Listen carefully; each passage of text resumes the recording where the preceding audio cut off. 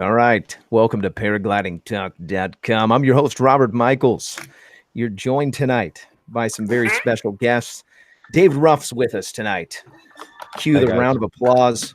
We are going to have a great show. We've got all kinds of cool stuff coming down the pipe of paragliding madness, paramotoring madness. We're going to talk about some things, some recent things. We've got Larry with us tonight from ParaOrangeProducts.com. So glad that he's back with us on the show. He's been pretty busy in the last few weeks, and so he's back with us. And we're going to talk a little bit about some recent incidents that he's overcame, and he's back. He's back from the dead. I'm so glad. You're also joined by Sean, one of the moderators of the show, one of the backbones. Sean, if you don't know him, he's the guy with the dreadlocks, and also one of our favorite, Brandon McCloud from Paramotor Nation. Paramotor Nation on Sunday nights at 8 o'clock. You said it really good, man. You said it really well. I got to work on the voiceover for his show. Seriously. I just got an announcement from YouTube reminding me that my show's starting right now. Thank you, YouTube. And we want to do the order of business. This show is sponsored by ResurgencePPG. I know what you guys need. I'm going to bring this thing over here, and we're going to go to the website, shall we? Paraglidingtalk.com. Let's do a screen share. If you haven't checked out paraglidingtalk.com, why not? Why haven't you? You need it. You need it in your life. Okay, here we go. Screen share. Boom. We're sharing. This is live on the internet, folks. Paraglidingtalk.com. Okay, this show is sponsored by FlyMyPPG.com. Go check out Fly Michigan-powered paragliders. FlyMyPPG.com. That's MI with an MI. Check out Mike Cotter and his group. He was actually on a couple episodes now, so you can go and check those episodes out. And that's also on the history of paraglidingtalk.com. Show is also brought to you by iFlyIndiana.com. iFly Indiana. If you're anywhere in the Indiana area, no better place to get proper training than iFlyIndiana.com. Kevin and his team will get your feet off the ground. Go check out iFly. This show is also brought to you by Tri-State Skywalkers. Tri-State Skywalkers. There's a Facebook page. There's a link here. You can check them out. And also, there's some new stuff coming out of the Tri-State Skywalkers crew. They've got all kinds of shirts and hats and stuff. You can check that out on ParamotorNation.com. If you want to be a part of their group, I think you need to join it. I'm a part of their group. I just put their sticker on my helmet. And one day when I get a paramotor, I'm going to fly over there. Show's also brought to you by Orange Products. Larry's with us tonight. If you have any questions for him, reach out to him in the chat. He'll typically respond right away. You can also email him at larry@paraorangeproducts.com. Go check out the website, paraorangeproducts.com, for all your paramotoring and paragliding needs. He also has some wings and stuff for sale. It'd be worth your minute to go and check out what he's got going on there. Show's also brought to you by PPGsmoke.com. Ryan Roberts is creating all kinds of cool stuff. Chase cams, float systems for paramotoring, smoke machines. He's got some new stuff in the works with an electric paramotor. That's coming soon. You need this. You need to join the movement. PPGsmoke.com. Go check out his website. Really reasonable price too. And we're also giving some of these things away. If you're interested in getting into the competition to win one of these, each episode for 52 episodes, we're giving these away. So we've been giving these away for a few months now. If you want to get in on this, go to paraglidingtalk.com and go to contest and put your information in there. We'll get you in the contest. Show's also brought to you by paramotortools.com. Paramotor Tools LLC, fueling your passion for flight. If you're interested in getting some tools that you can strap right onto your paramotor, Paramotor Tools has what you're looking for. Paramotortools.com. Show's also brought to you by ResurgencePPG. I should probably put their stuff on here, huh? That's a good idea. I'll get that rolling very soon. Your wife's making pancakes. Your wife's making pancakes for dinner. Is she? Oh, that's amazing. I'm pretty excited about that. Sorry, go ahead with what you anytime, were saying. I didn't want to get you in any trouble, Yeah, good looking out, Sean. Didn't see it. Yeah. I did get in trouble the other night. She said she loved me in the chat, and then I didn't see it. And she was like, "You didn't say you loved me back." And I was like, "Oh no, big trouble. I didn't see it." Watching out for you. Well, I have moderators. I feel like I forgot somebody on the list. Mike Cotter, Paramotor Products, PPG Smoke, Resurgence PPG. We've got a lot of sponsors. If you're interested in getting sponsored, if you want to be a sponsor of the show, go check out the paraglidingtalk.com/sponsors. You can sponsor the show, and your name and your brand can be plastered all over paraglidingtalk.com with this voice. Tough crowd tonight. Tough crowd. Okay, so Dave, I'm really excited to have you on, by the way, and I really appreciate you've been a part of the show. You've been a part of Paramotor Nation as well. You've always got something. You bring something to the table every week, and so I'm excited to have you on. And thank you for saying yes to the invitation. Take us how did you get into the sport? And I want to talk about some of the basics, and then we're going to get into the big adventure that you have. That's coming soon for everyone. Well, first, thank you for having me on the show. I'm a huge fan. So yeah, thank you for asking. That's awesome. Let's see. I've been paramotoring and paragliding for about a little over 3 years now. I think actually the paragliding's been about 3 years now. The paramotoring's been about 3.25, almost 3.5. Got in on foot launch. I flew at the time a Blackhawk 172 Black Devil. Bought it used. And was out in Arizona on a 28-meter wing. Went to a gentleman by the name of Wayne Mitchler, who taught me how to fly. At the time, that motor, fully loaded down, weighed about 82 pounds on a 28-meter wing in Arizona in the desert on hardpan. And I was also about 240, 250 pounds. So trying to launch was difficult. It actually came down to a point where I think during my whole training, I did like 2 forward launches. It wasn't Wayne's fault or anything else like that. I just refused to pick up my feet. I was heavy. I was tired. I was out of shape. Walked away from that, learning how to fly. I had put down probably about 15 flights while I was there, and went back to Texas. Flew one time in Galveston, and probably about 6 months after that, got rid of the paramotor. But during the meantime, when I learned how to fly in Arizona, which would have been March, I learned to fly March of 16. In April of 16, I went to California and hooked up with a guy, Steve Nowak, and also Alan Tho. Learned how to fly with them. So Alan is the one that pretty much took me under his wing, and the transition to free flight at that point was, it was quick. It was very, very quick. I already knew how to fly. It was just transitioning to the free flight. And then went over to Marshall. Well, Alan and Steven are good friends. I know you know exactly who they are. But anyway, at that point, just between the two of them. And I've been flying with them every year that I go out to California. Love them both. Awesome pilots, both of them. The thing about the free flight is it actually taught me how to launch a paramotor. Even though I had gotten out of paramotor for about 6 months, I came back to it with a trike. Went back out the following year to Wayne Mitchler in Maricopa, Arizona. He's actually out of Canada, but he spends his summers in Maricopa. And the transition to trike happened in a matter of about 2 days. It was just learning how to pull that wing up with a trike, not being able to sidestep, use your nose wheel, use your brakes, and started flying trike. And that's really where I started learning that I enjoyed flying. It took me probably around 35, 40 flights to start becoming comfortable with it. And you start getting up in the air, every single little bump, anything, you feel like you're going to die. It took me about 35, maybe 40 flights to calm down. And ever since, I've been flying. I love it. Last year, I had wanted an air conception. Steve got an air conception about 2 years ago. And did some TV commercials and stuff. And when he got his air conception, I was out there and saw it. And that's all I wanted, but I couldn't foot launch. It was too heavy. I was too weak. Last year, I picked up a air conception. I got it in about August. I was on the road. I worked on the road for 10 months out of the year.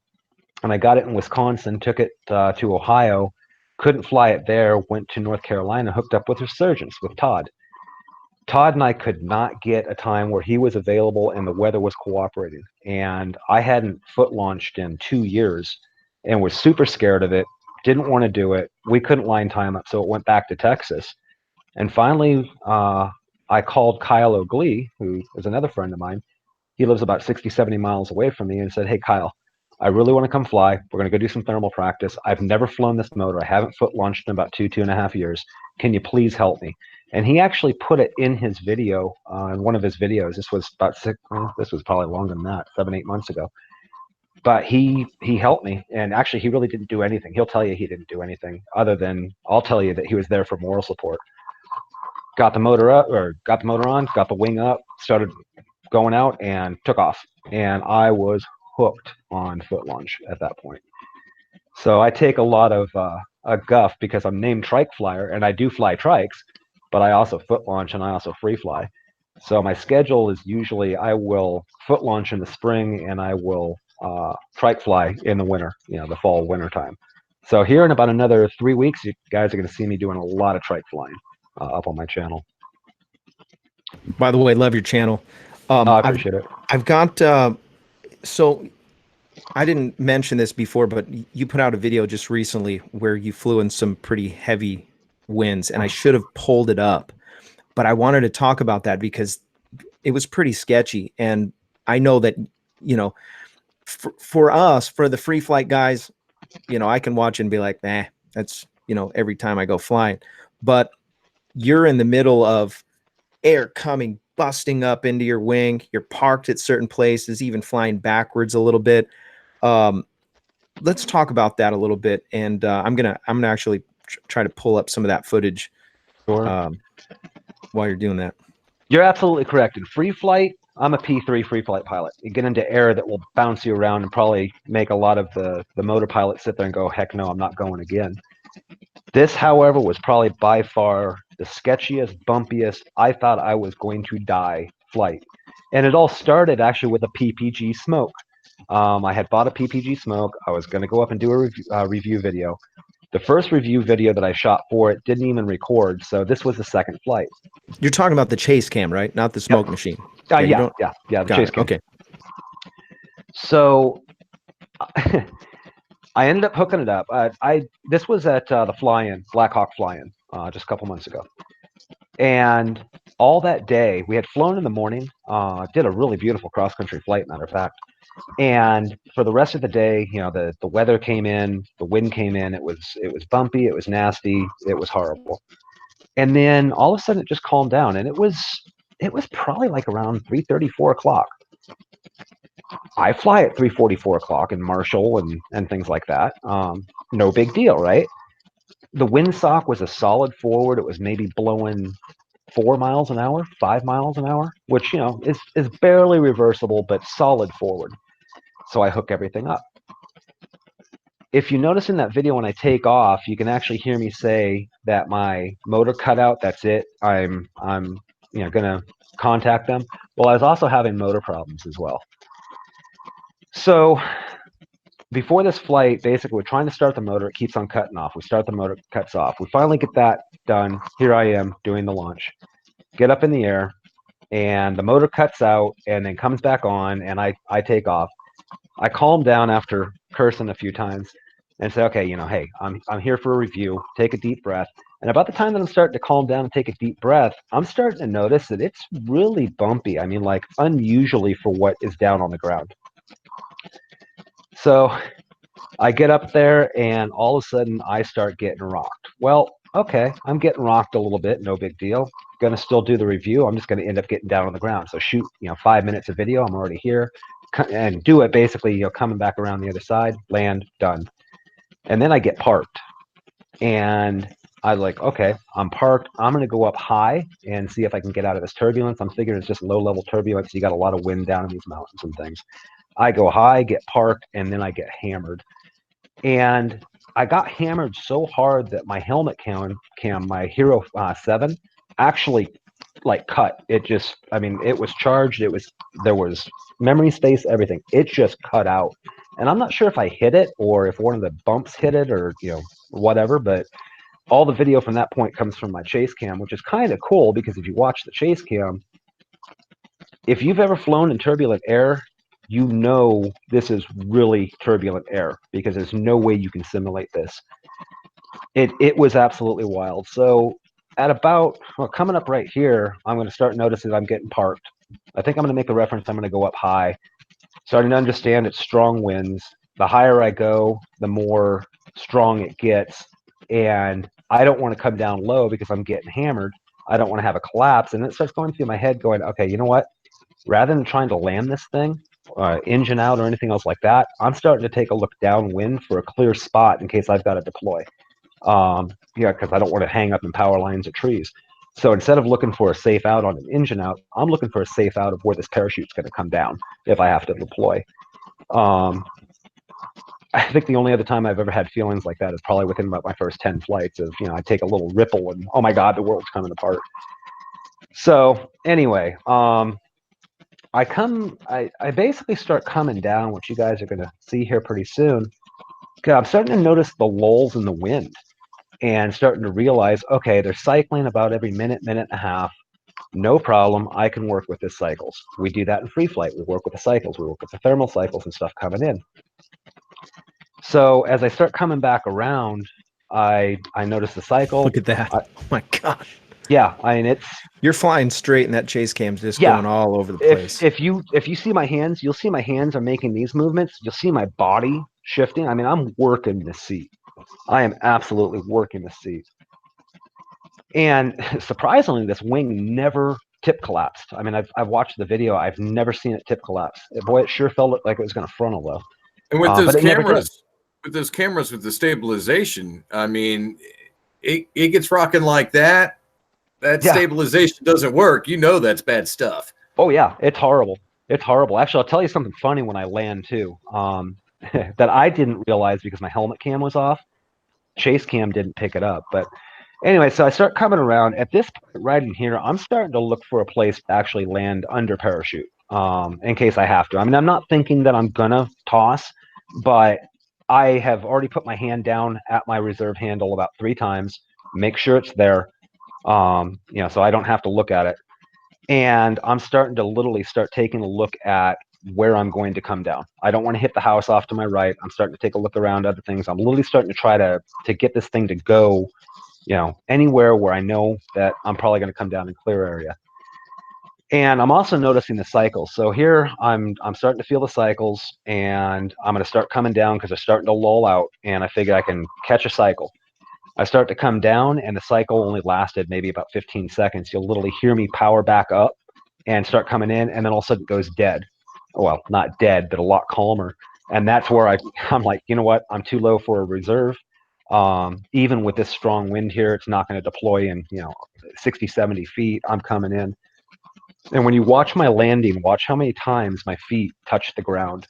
It was so strong. And actually I cut it where I did because I started to get drugged backwards and was actually going for my C's and D's to kill the wing. And I did, but since the chase cam was the only thing working, it was twirling. So it, worthless video, but I got drugged for about 10 seconds, even starting to kill that wing and start to reel it in. It was amazing. So the only mistake that I see that I made is I just got out of my seat. I shouldn't have gotten out of my seat until I was about a foot over the ground, because if I had a collapse there, I would have broke my hips, my legs, and everything else. But 1, 2, 3, literally touchdown 3 times. So, and then just before it cut out, you can actually see my arms go out because now all of a sudden the wing's starting to drag me. And I'm sitting there with one hand trying to grab one side of it. One side of the C's or D's, whatever I could get my hands on. That was so there's a few things I noticed right away when you came into land, literally just parked. So that wind was cooking. Your that glider probably flies right around between 18 miles an hour and maybe at the slower end 15. And so you were dealing with pretty strong headwind. When you're talking about coming into a landing where you've got a bunch of trees and you've got that whole, it looks like a pretty big area, but there's still rotor coming off of the trees in that hill.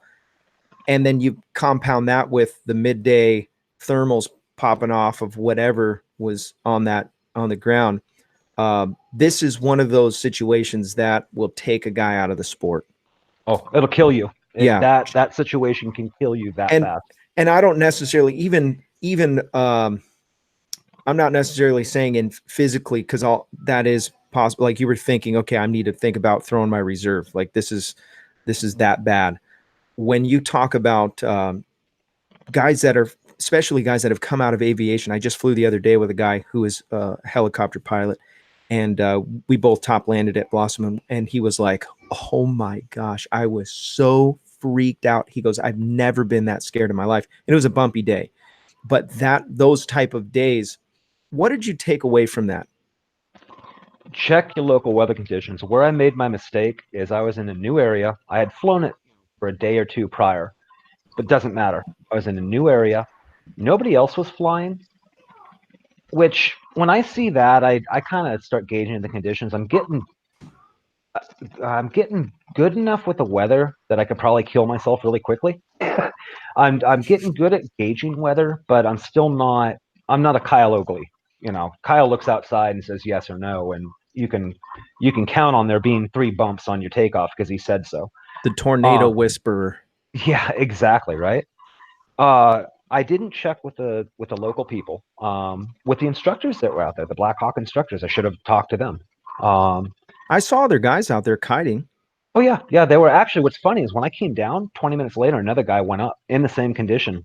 Ooh. So what I did tell you is when I landed, I touched down 3 times. Apparently, when I took off, everybody came out of their campers, and from what I was told, everybody, no exaggeration, came out of their campers, out of their tents, watching me. There was JT Wurtle, who's a real good friend of mine, old man in the sky. He said that there were people, including instructors, saying, that guy has, this big, that guy is good, blah, blah, blah, blah, blah. Guys, I don't have those that big. I don't have a death wish. I made a huge mistake. And apparently I got a standing ovation too for setting it down. My takeaway was I didn't check local conditions. I didn't talk to the locals. I got lulled into about a half hour to 45 minutes of things calming down on the ground and did not take into account what's happening 100 feet over the ground. The other takeaway I took from it is in a flight like that, do not get out of your seat, not until you're about a foot or 2 off the ground, because if I had taken a collapse, I would have busted my back, my legs, my knees, everything else. That would have been the first thing that hit. So what do you think about what was that your wing size? Some of the guys like to fly a smaller wing in the higher winds. Do you think that played a part in it? Well, that's some of the reason why I was checking where my reserve handle is. I was on a 25-meter wing. It's an A wing. It's a solid wing. But as we all know, the higher loaded you have, if you take a collapse, the quicker it's going to spin. The quicker it's going to dump. The bigger wings, or at least in my experience, the bigger, lighter wings don't, for me at least, seem to come out quicker, which I've heard they're not supposed to. I hear that I have that backwards. But in my experience, my 30-meter wing and my 25-meter wing are the same manufacturer, same make, same model. My 30-meter wing, being lighter loaded, will put me into a spiral or into a hard turn faster than my 25. In this day, the 25 is probably the only reason why it never took a frontal, took a collapse. Nothing. It's because I was so heavily weighted on it. But I was waiting for it, because if it did, I was gonna turn hard real quick. Now, is there anything that you use to check the winds aloft? Like from that point on, is there anything that you specifically go, I'm going to look at this real quick just to make sure? So I look at windy. I have now for probably the past year and a half. But the problem with windy is at least I think it's regional, because there's been times where it's like saying it's blowing 20 up at 3,000 feet, go fly, and it's not blowing 20 at 3,000 feet. So I think it's a regional type thing. So forecast of region. Yeah, they have if you dig in to windy, they've got the GFS, they've got the 5-meter, the 12-meter, the if we've done a couple shows on it where we talk about the different. When I go looking to fly, I usually pull up XC Skies. You have to, it's $40 a year to use that site, but really nice. And the way that it's set up, I should probably have, if anybody knows who runs that site, anyways, I just got an epiphany. I need to have that guy on the show. Yeah, oh, absolutely, because it could save some people's lives. Yeah, but Windy's really good. They use the same models. You just have to find out. It's funny because there's, for different seasons, it seems like there's more accurate depictions from different, like we always look at the high res, the HRR. High res usually gives you the most accurate, but you can't look that far out. Like you can't look 5 days out. It's literally like tomorrow I'll be able to tell what the high res is doing, within 20 hours or something like that. So, but yeah, Windy is pretty accurate. And that guy, from what I understand, fell in love with paragliding and spent a lot of money on that site. And in the beginning, never asked for anything as far as to keep it going or whatever. I think just recently he started taking donations because somebody told him, "Hey man, what are you're doing this for free?" I'll donate in a heartbeat. Like I said, yeah. For me, it's catch can. It's sometimes it's spot on, sometimes it's not. And I didn't check Windy that day. I was using my eyes. I was using, everything else. I had a review to go shoot. I was going to be in the air for 15, 20 minutes. It's calm down on the ground, not even thinking what's happening upstairs. Calm on the ground when you launched. Yeah. And not calm on the ground when you're in the air. Exactly. Yeah. I made a mistake. I mean, there's no excuse. I made a mistake. And I got lucky. I got very lucky. That's the amazing thing. A lot can happen in 20 minutes. A lot can happen in 100 feet. I mean, I hit some sort of shears, upper winds, and everything else coming over the mountains and over the trees. And here's the funny thing. I got caught in a situation like that actually with Kyle. We had gone up to Oklahoma to Buffalo Mountain. Or when I say with Kyle, we went up to this overnight thing. And that day I took off that morning. Everybody flew. It was a beautiful day to fly. And flew up to Buffalo Mountain. And if you look on my video, it's called Getting Parked Over Buffalo. I flew up there the first time. It was beautiful, calm, shut the motor down, glided back down to the LZ, fired the motor, went flying for about 15, 20 minutes, flew back up to Buffalo, and literally got parked just behind launch to go down about 3 or 4 miles down Buffalo in order to get away from the mountain, away from the trees, down low enough that I could actually skirt about 200 feet off the ground back to LZ. And that was on my 30 meter.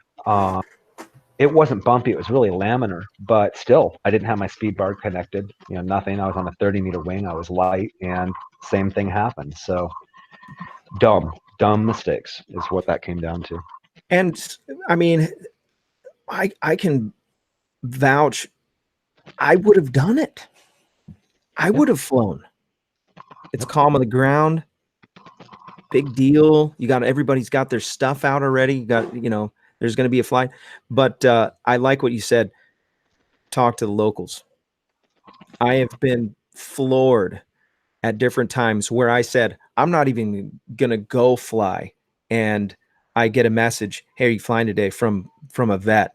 And I'm like, "Wait, what do you mean? I'm not going to fly. Look at how crazy it is." And he goes, "Nah, it's not going to be like this." And I looked at this and this model and that model. It's going to be perfect. And I'm like, well, wait a second. I just looked at this and this. And the vets know. One guy, Steve Prairie, he's an incredible pilot, goes all the way back. He's been on the show.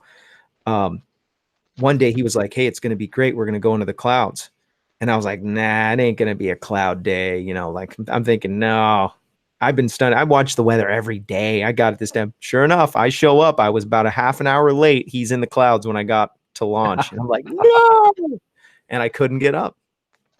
Maybe I could have if I was a better pilot, but one of the things that I found myself entering into, I mean, like I said, I'm 3 years now. I'm probably 100 hours total flight time on motor, and I don't know, 75, 80, well, maybe even 100. I'll have to look at my logs on free flight. I consider myself going through intermediate syndrome, where I'm dangerous enough to make decisions for myself. I'm dangerous enough to get myself killed, and I'm starting to explore those outer limits of, like with the motoring, I'm starting to learn how to do wing overs. Actually, I take my Civ class here in July at Salt Lake City. Brad is going to teach me. Nice. That's So awesome, man. already By signed the up, way, ready to go on that. My instructor was Stephen Owak. Oh, I love Steven. Steven's awesome. He He's good he helped people. me at the very beginning in the crazy days. Yeah, such a cool guy. He's been on the show a few times also, has he and really? yeah, yes, sir. Yeah, I went flying with him and his girlfriend. What, 3-4 weeks ago? We're all sitting up at the top of Marshall and launched. What? Yeah, we're having a I great old time. I guess I didn't know you well enough. Oh man, you probably were there. You know I coulda Jeremy, went. right? Jeremy Conrad. Yeah, Love Yeah. Jeremy. Jeremy He's been on the actually show too. Jeremy apologized to me. He didn't have to because I should have. I can make my own decisions. But anyway, I had never flown Crestwall up until about 5 weeks ago. Oh, Crestline. Yeah, Crestline. Yeah. So we went up there, and it's a beautiful day. And Jeremy's like, "Hey, no problem. I'm gonna help you. Don't worry about it. You know, you've got this. You're a P3. You've flown. You've got, no problem. But let me get up there and check the weather for you. No problem." And it's blowing 11 maybe up the hill, 12 up the hill, and he launches. And you know Jeremy, man. He's foot dragging. He's going out there doing loops, rolls, coming back, top landing, and he goes, "Man, it's perfect. It's absolutely perfect." So I've got a large Buzz. Z5 is what I fly. Nice. I've also got a Rush 5 as well. Both with great wings. Oh yeah. Well, the Rush is too big. It's an extra large. I went through the diet after I bought my wing thing and lost like 50 pounds. Tandem now. Tandem. Yeah, pretty much. So I launched the Buzz, get off, and ridge soar. I mean, no problem. Get up there. It's a little bumpy, a little hammery, but no big deal. So I'm sitting there ridge soaring for like probably around 35, 40 minutes, and I'm bored. And finally, as I'm going by, I'm like, "Hey, Jeremy, how do you top land this?" Because I've done one top landing in my life, and that was a belly flop in Utah on Point of the Mountain. I laughed like hell when I did it too. Anyway, he goes, "This day you don't." And I'm like, "You're top landing." He goes, "I wouldn't recommend it." I'm like, "Okay, no problem." So I'm like, "Well, what am I going to do?" So I just fly out. I go towards the saddle. Actually, first I go over to Marshall, and then I go towards Marshall and then cut out to the saddle, Andy, just behind that. Yeah. Yeah. And as I come around that saddle, I'm probably sitting around 2,000 feet, and all of a sudden I get hammered by thermals. I mean, I'm talking, nice. I'm talking like 400, 500, 600 feet up. Nice. You can't get down. No, because I'm not nice for you. That's right. No. I'm thinking, great, good. 300-400 for me is awesome. That's great. When you start getting into 500-600 that my Vario was reading, I'm like, no, because I'm getting hammered. And this is where I did my first spiral, and probably a lot like you did in your video that I've watched, where you hit that shear. So I start coring a thermal. It's a strong thermal. My Vario is just screaming, and I'm in a right-hand turn. And I think what happened is I fell out of the lift and got shoved over to my left, because the next thing I know is I'm turning this way. I'm trying to get over to my seat, and as I get over to my seat, I pull my brake to get over as well. All of a sudden, I do my first nose down. All of a sudden, my whole wing just went woof. It went about 3/4 of rotation. I popped it on the left because I was in a right, and for some reason, it came out, and I came out and bled it off. For the rest of the flight, it spooked me so bad because I'm getting ready to go do my Civ. I don't do acro. I don't do nose down. My wing overs is getting like the tip of the wing, probably about 4 feet below the horizon. I've never done a barrel roll. For the rest of the flight, I refuse to turn sharp. I refuse to do spirals down, anything. I couldn't get down. So you know how I got down? Big ears. Big ears. I was still I was still climbing, and the further I flew out, it finally started working, and I got down. And yeah, so I'm working on the big lift. It's no joke, especially it's not when you're flying on a wing that's wants to go up. Well, and here's the thing too, is that, like I said, I travel for a living. I travel for 10 months out of the year. So I'm anywhere from California all the way out to North Carolina. Here, I've flown off South Mountain in Arizona.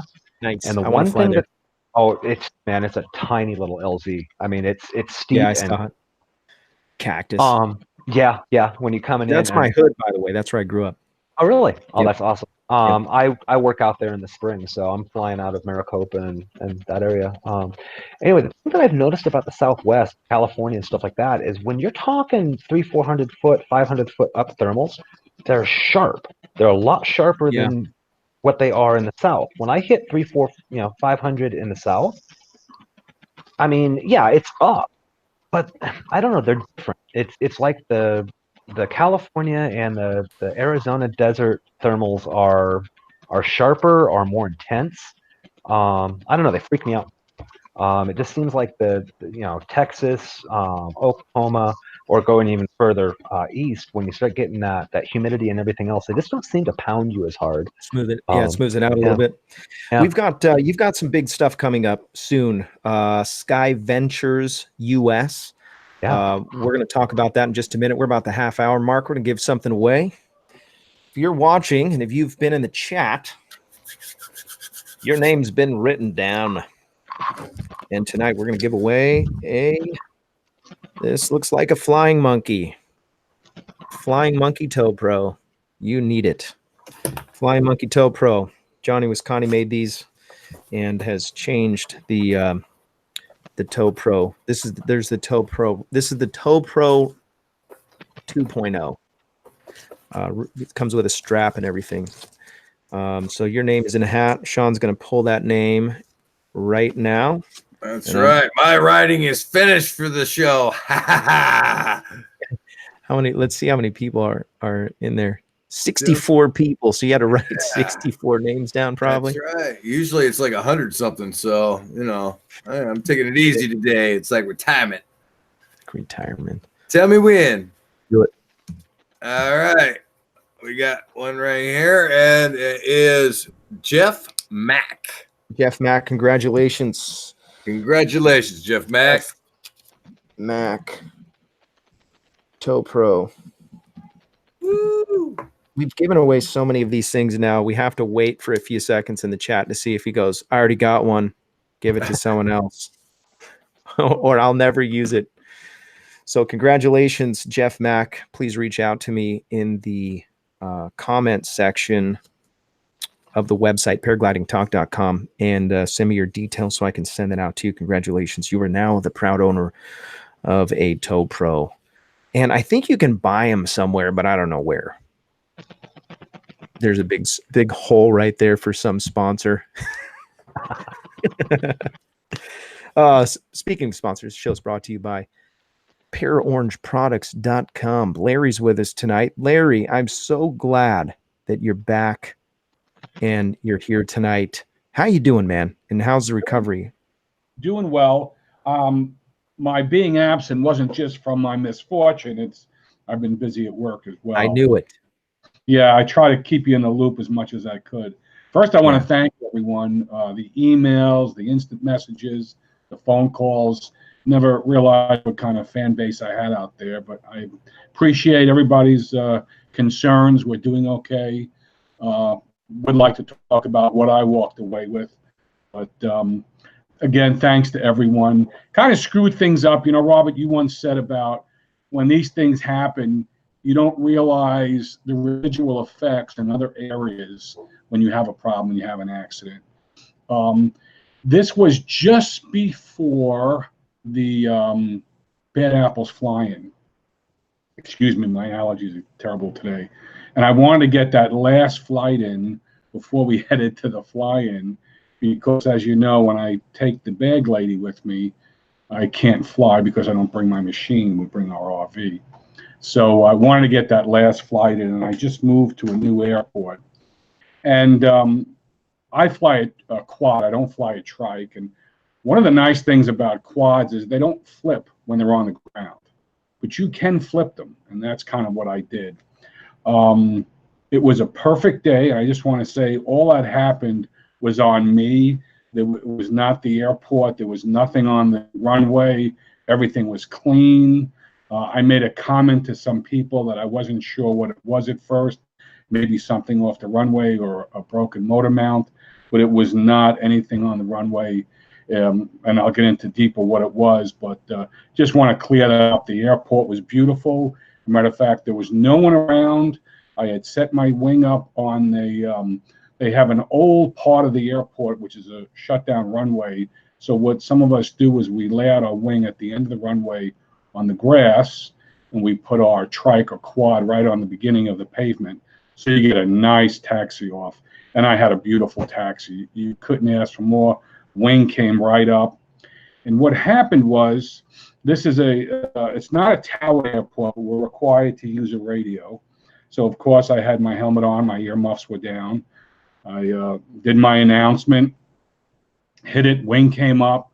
And if you know me or fly with me, you know I like to do a nice taxi. I don't like to leave the ground till everything is lined up perfectly. As soon as I left the ground, I heard like a knock or a smack, but it was muffled because my headset was down. And my machine kind of took a little jolt to the right. And then I heard another one. Now, I was off the ground at this point. I had just left the surface.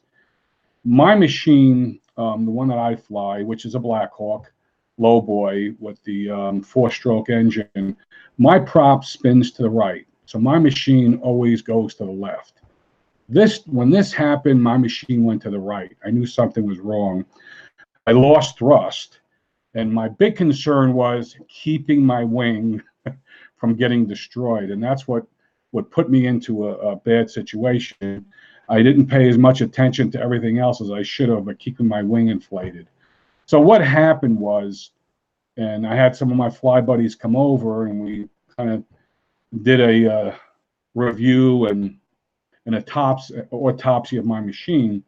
It seems that a bolt that's on my exhaust, if you know the machine I have, has a massive on it. So it was a muffler bolt. We think that's what broke first, and it hit my prop, and it obliterated one of the 3 blades. I think what happened at that point, as my machine, the engine torqued, the second bolt broke, and again, hitting my prop. So I lost thrust, and I was trying to keep that wing going, and basically, novice move, too much brake. Went into an oscillation, and I flipped the machine as I came to the earth. So that's actually what happened. It was my own fault. I should have just let off the brakes, but I was trying to keep that wing from collapsing, and I just pulled too much brake, and then got a little bit of an oscillation, and boom, that's what happened to it. So couple of takeaways. My seatbelt was terrific, because when I landed, it had me pinned in my chair. I didn't fall out. It was great. I think I really hurt myself when I finally landed. I was upside down because I flipped the machine. I was actually held in the seat, up in the air, up kind of like this. When I released the belt is when I landed on my shoulder, and that's what I think caused me the problem. So wing was fine. We took the wing out at the house, and we went through it with a fine-tooth comb. Wing was saved. The machine took most of the brunt on the cage, and if you know the lowboy, where the engine mounts to the frame, that's where it took most of the impact. It can be welded. Point. I'm just going to take the engine, gas tank, seat, and everything off, and just put it on a different frame. Like the engine a lot. 250's got a lot of power. I have spare blades even behind me, I think. So I'm just going to put a new. As you know, I mentioned a couple of months ago, we're going to be bringing a new product out, wheeled quads and trikes, and my manufacturer and I've already got together. We're going to just move my engine over to a new frame. So, that's no big deal. Not a very expensive situation. Unfortunately, the damage to the shoulder has left me that I can't raise my arm. So without raising your arm, you can't fly in this game. And I don't have any strength to put them out of the refrigerator. So went through physical therapy. Wait, you said you broke up a little bit, Larry. Did you say you don't have any what in your arm? No strength? Is that what you said? No strength. Right. Okay. Very weak. Got it. Very weak. So we did physical therapy. The one doctor doesn't feel that it's going to go any further. I'm meeting with a new doctor next week. They think to get it where I want it to be, it's going to probably require surgery. So I need it back to where it has to be because I can't fly I can't do anything. So we're seeing a doctor on the 19th. Actually, we see him. So he's the surgeon. As far as everything else, I'm like a fish out of water. I want to be flying, although Florida has been pretty lousy. It's been terrible weather. Nobody's really flying. So we'll see what the next doctor says. I haven't started to do any disassemble the engine and stuff yet because I just can't even hold a wrench or do anything with that arm. So until that's done, I had some buddies that were nice enough to come over and take it out, look at things, and check my wing for me. So worst part was calling the bag lady and telling her something happened. What'd she say? Well, she was concerned at first. She, I'm coming. Where are you? And I just moved to a new airport that she's not familiar with. I said, no, I could drive. And my arm was killing me. So I kind of made a sling out of something I had in my pickup truck. And I drove home with one hand. And, after the impact and I got out and all that, I loaded up my trailer. I have an electric winch in my trailer, which I usually use to pull it in. So it wasn't in pieces or anything like that. It was mobile. I could bring it in. But we didn't talk about flying around the kitchen table for quite some time. She didn't want to fly. She sees me online looking at something, and she was like, because I was actually looking at ordering a machine that we're going to be selling. I was going to order one July, but now I'm going to probably just get the frame, move the motor over, and let's get back in the air a little bit. So it was an experience, and really it came down to too much brake. I basically caused an oscillation, and I saw a friend of mine. I watched a friend of mine do it, and I did it. And let me tell you, as though I watched him, it was so surreal and it went slow. It happens real quick. When things go bad, it goes bad quick. Next thing you know, you're upside down on Mother Earth. But yeah. Well, Larry, I'm glad that you're okay, and I appreciate you being open about it and sharing your experience and takeaways. Things happen fast in our sport. My wife. Oh yeah. Oh my God. Speaking of bag ladies, she keeps giving money to. It's my money, and she keeps giving it to the super chat. So Google. Horrible. I want to talk about the Sky Ventures. You've got something big planned, David, and I want to talk about that. And then I want to reach out to our flying community. And if you're watching this live, or if you're maybe you're watching this after the fact,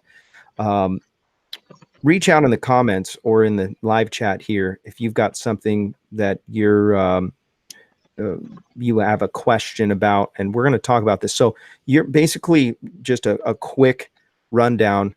You're going to have this. It's a fly-in and a race in one, with all the proceeds that are coming in, entry fees and all those things, going to anything that comes in extra is going to go to Resurgence PPG. Am I close on Correct. that? Yeah, correct. So we basically got a few ways to participate. We've got a fly-in. I haven't set an exact date yet, but you're going to be looking mid-April. We're actually maybe thinking about the 15th and running it until that following Monday, so 6 days. You've got a few ways to participate. You've got a short race for anybody that doesn't want to go a long distance. So the race can be between about 80 and 100 miles. It's going to have a checkpoint or a thing that you need to go do, mission specific. And that race, 100% fee for that race will go to Resurgence. Then you have the long race. The long race is going to end up being somewhere between about 380 to 425, 450. It's actually set for a fly overnight and then fly back type adventure. And 100% of that entry fee will be going to Resurgence. Then you have the fly-in for anybody that doesn't want to race but just wants to come out and have some fun. So what we're going to do is we're going to put together a fly-in. The fly-in is going to have raffles. It's going to have games, things like that. Right now, I'm reaching out to the community in Mount Pleasant, Texas, where I live, and going to see if we can actually bring the city into it as well. So maybe sell some tickets for the people to come out and actually watch some paramotor games like bowling or bomb drop or things like that. And the ticket would also include the fireworks that are going to be included with the ticket price for the fly-in if you come participate in the fly-in. The actual fly-in itself is basically going to be the fly-in. You have the options for the races. It's going to include camping. It has about a 15 to 20 acre takeoff area. They measured the runway. I fly out of there all the time. And the runway is somewhere in the neighborhood about 550, 600 feet long, right in that area. You have camping out there, and then the actual event itself is going to have fireworks. It's going to have a ceremony dinner where we'll present the check to Resurgence and present to the winners as well. There's fishing on site. There's a couple lakes. Well, one that I'll let you use that has some pretty big catfish and bass in it. So if you like fishing, guys, we got fishing out there. It's just going to be an overall good time. I'm tired of waiting for a race to appear in the United States, so I'm going to put one on myself, and we're also going to make it a fly-in for those people that don't want to race but want to come out and fly in Texas. We don't have a fly-in in Texas that I'm aware of. I could be wrong, but at least in Northeast Texas, I know we don't. So I'm going to run one. I love it, man. I love it. And I love supporting the cause. Resurgence PPG is such an awesome cause. And I was thinking about it today. I'm like, man, it's such a cool thing that they're doing. And I really can't wait for some big entity to jump in and just throw a bunch of money at him.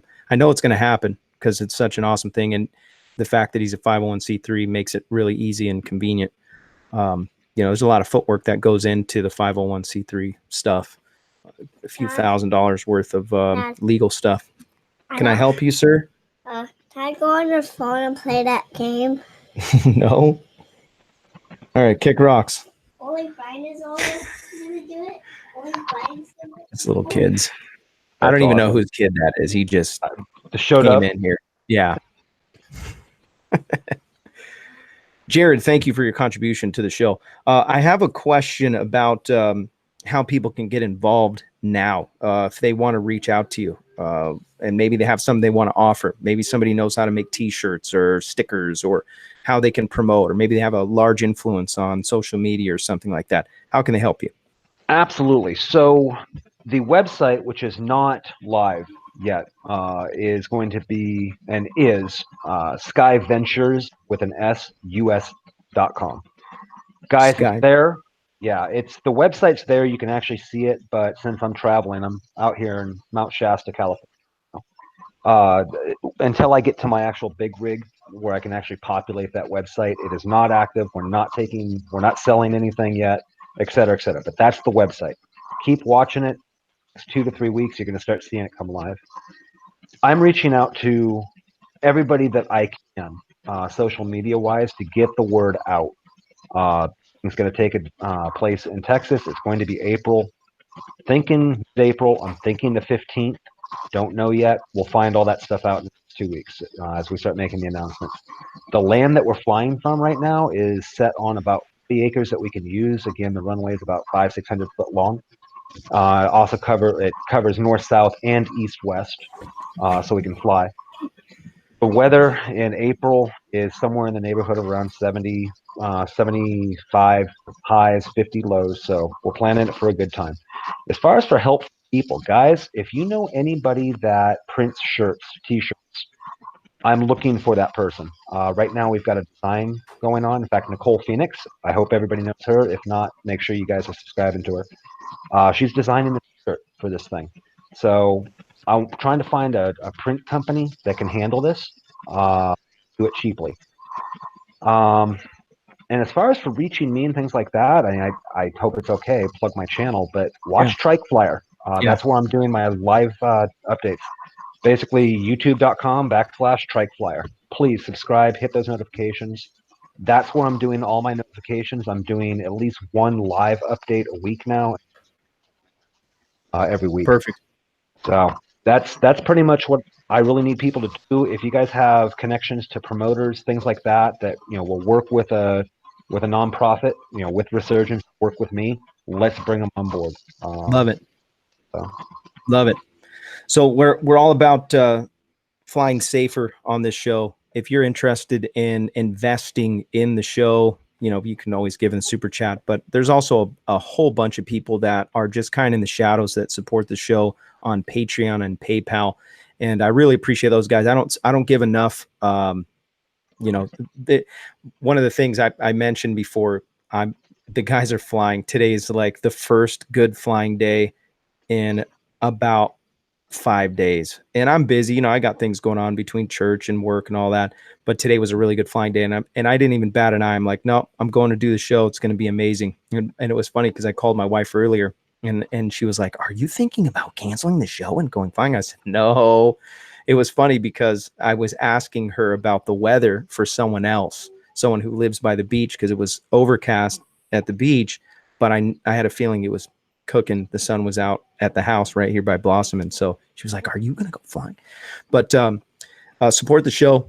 Patreon, PayPal. You're investing for the price of a cup of coffee a month, which is nothing unless you buy really expensive coffee.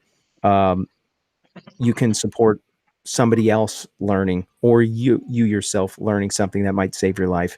And so if you're interested in doing that, go to paraglidingtalk.com and look at the support page. And then you can also see all the people who are Patreons, because I put a little link into everybody who supports the show on Patreon. And if you've given on the PayPal as well. So I don't want to leave those guys on the side. I really appreciate everybody that invests in the show. And also very special shout out to all the sponsors of the show. You guys are awesome. And it's a validation of how awesome our sport is, that people that you have no idea. We're just a bunch of kooks on here talking about flying. We're all obsessed with it. And especially Paraorange Products. He was our very first sponsor, and he's stuck to it. He's been a part of it from the very beginning. PPG Smoke, Ryan Roberts. I don't even know if he watches the show every time, but the guy threw literally $10,000 worth of gear to the show and didn't ask for a thing. I was like, well, what do you want me to do? Is there anything? And he's like, no, man, I love your show, and let's pump this thing, and we'll get the word out that we have these smoke machines. And so that kind of stuff. So go check those out. If you're interested in the sponsorship stuff, I would love to have your name on there, and let's build your brand. Super fun. I know I don't talk about it very much, but anyways, most importantly, the chat makes the show. Somebody mentioned it the other day. We were talking about interviewing somebody in Europe, and I'm like, yeah, but I can't do it live. I'll have to record it, and it's like Skype, but there's no live chat. And literally the live chat makes the show. Everybody I've talked to, they're like, yeah, I love it, because you can ask questions, you're interacting, right? And my wife, I think she's up to like $20 now. Hey, what are you doing in there? Sorry you have to see stuff like this. Hey, at least it's going to a good cause. It's going to a good cause. YouTube. I mean, Google. Google. Oh, man. Google's trying to take over the world. Oh, they probably will. Hey, one other thing I wanted to mention real quick. Yes. So when I mentioned the race and stuff like that, I'm going to chop his last name up because I'm horrible with names, but Larry Kadakis. Yes. You know who he is. Everybody should know who he is. He's the world record holder, longest flight, et cetera, et cetera. He is the one right now. Yep. He is the one right now that is taking a look at the flight routes for both races. He is writing up the rules for the race. And guys, he will be marshaling the race. Nice. So, yep. Yeah, you want to fly with a world record holder and somebody with vast experience, heck of a lot more ballsy than I am in flying. Yeah, he'll be there. He's a champ. Yeah, he is. We're going to give the big giveaway tonight, the PPG Smoke winner. It's ppgsmoke.com. The smoke machine, drum roll, Matt Sikora, winner chicken dinner. I'll be sending you an email with details. Congratulations. You get to choose either a smoke machine, or if you already have a smoke machine, you can get a chase cam from PPG Smoke. And congratulations, and thank you for watching the show. And again, if you want to get into that contest, go to paraglidingtalk.com/contest, put your information in there, and we'll put your name in the winner chicken dinner bowl. Also, next, there's a few episodes that are coming up soon that are going to be amazing. Stay tuned for that. Go check out some of these websites: flymyppg.com, iflyindiana.com. And then also, don't forget about Paramotor Nation on Sunday nights at 8 p.m. Pacific time. They have a pretty cool, 8 p.m. Is it Central? Eastern. 8 p.m. Eastern. Okay, Yeah. 8 p.m. Eastern time. And paramotornation.com. They have a really clean website, really nice stuff, what they're doing. And I know Paramotor Crazy and David has been putting a lot of effort, put a lot of work into that. And I know there's some other guys that have put a bunch into that. I know Brandon also has put a bunch of stuff in there. Make sure you subscribe to those guys and get involved. Paramotor Nation, it's the next best thing. It's coming up. The up and comers for all things flying, mostly paramotoring.